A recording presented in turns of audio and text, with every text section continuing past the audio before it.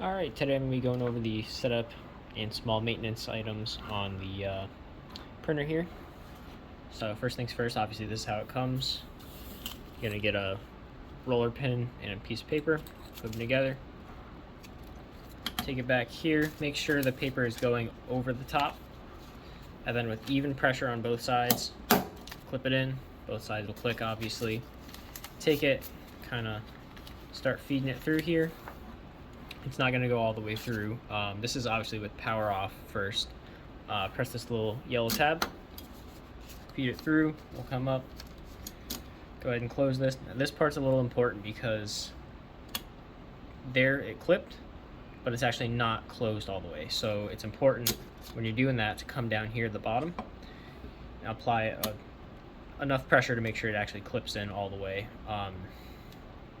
Because sometimes if you clip it like that up top, the light will stay on and it will give you an error code, stuff like that. So power it on.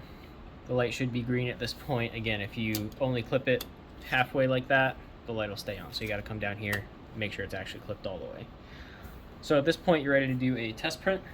You do that by having power off, hold down the feed button up top, turn the power on, prints out. Obviously that shows you everything is working appropriately. At this point, the light will be flashing after doing a test print. Just press the feed button once.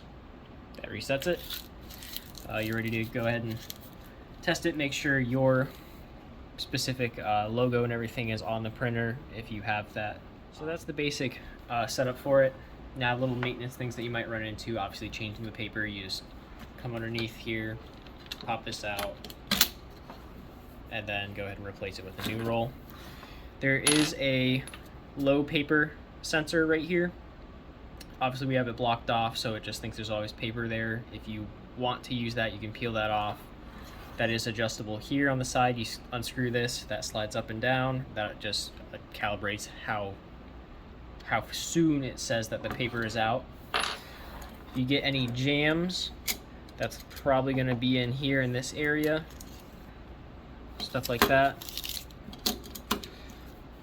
Obviously a very common one we see is people just not clipping this front fascia all the way. Make sure that's all the way solid. Make sure the power is correct, everything like that. Now let's say your paper ran out, you're just reloading it. It's as easy as taking it, feeding it in. You should take it, clip the excess off, you're ready to rock.